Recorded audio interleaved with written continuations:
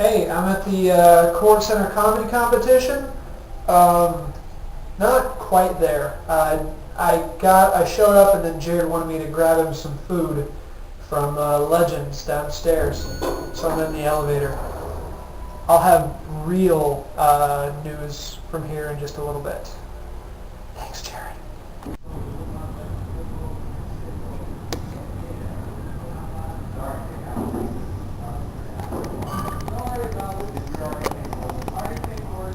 Yep. Hey, Jared. Do you want me to give you that money right now, or? Okay. Well, I didn't know if you wanted me to hold on to it until I got everyone's money, so we knew. Okay. Pretty soon, this room hopefully is going to be filled. And we got more tables. That's going to be moved. It's going to be nice and jam-packed in here. Yeah, comics get a vote. And here is the stage. A little bit light right now, thanks to it being 7 o'clock. Pretty soon it's going to be nice and dark and funny in here. We're going to get the sound system in a little bit.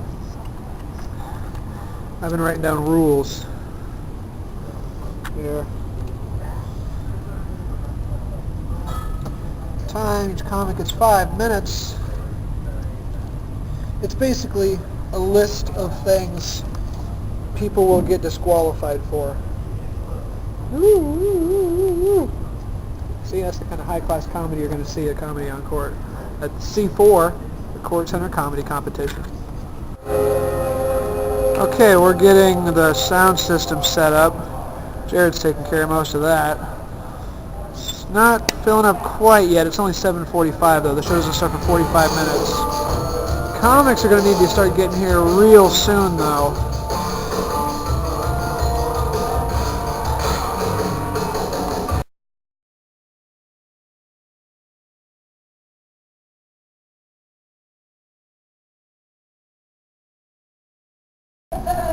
I think my accomplishments have to do with my mom.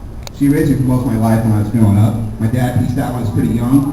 That's perfectly fine, because if you're an imaginative kid, anyone can be your dad. You get to spin the Who's the Daddy prize wheel.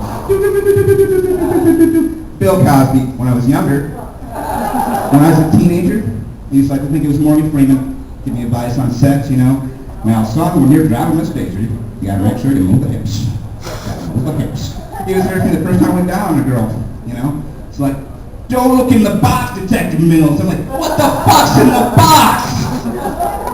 No! Rat. That's a scene from 7 if you haven't seen it. Academy Award. Did you hear about this John and Kate +8 debacle?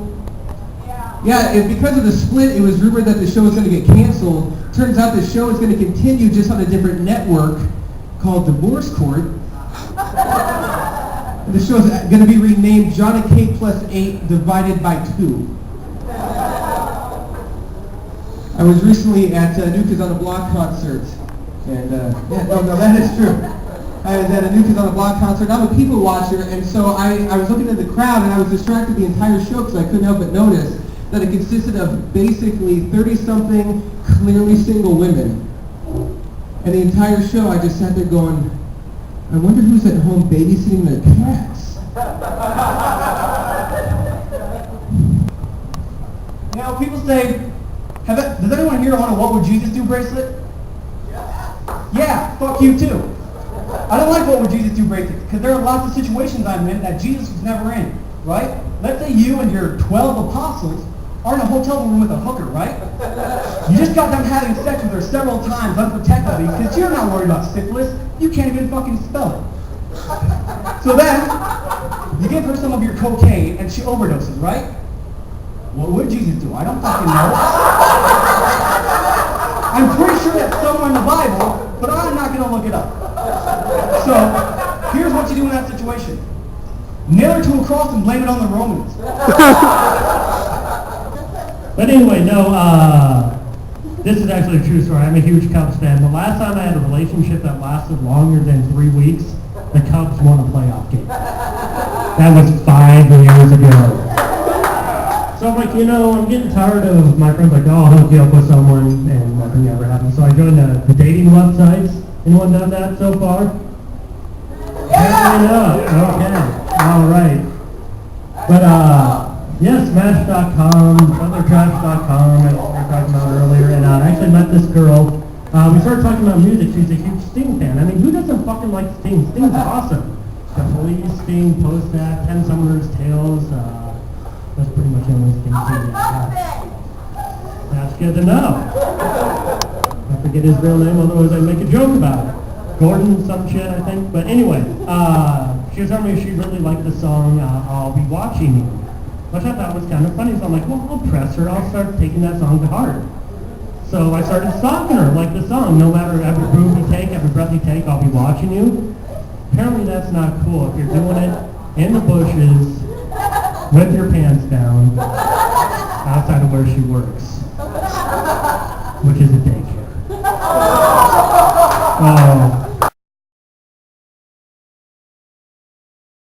Single guys, let me hear it. Is single guys here tonight?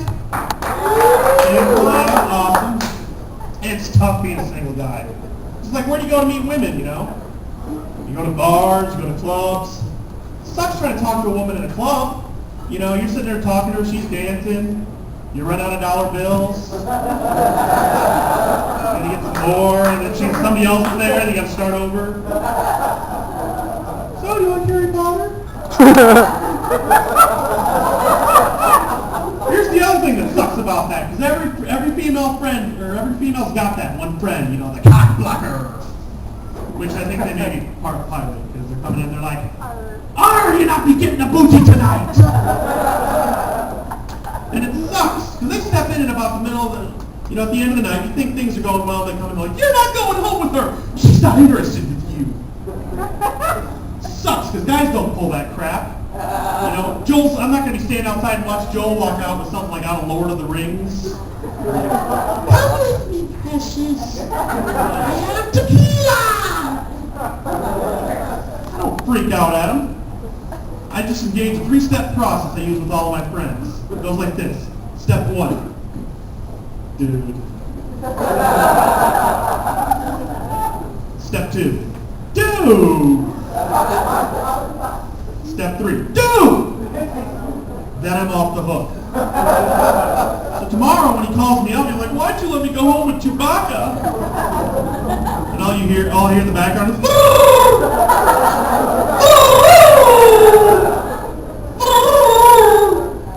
"You're still there?" "Oh, she's making me pancakes."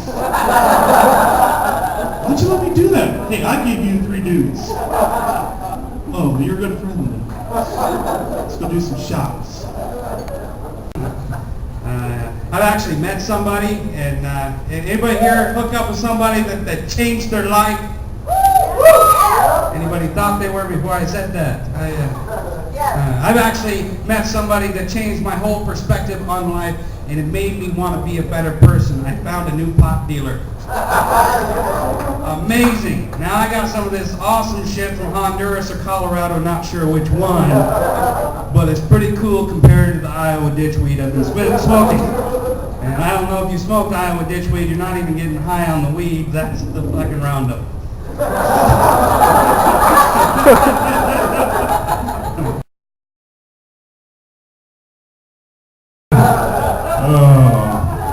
Nothing makes sense that I'm going to do tonight, so just go with it.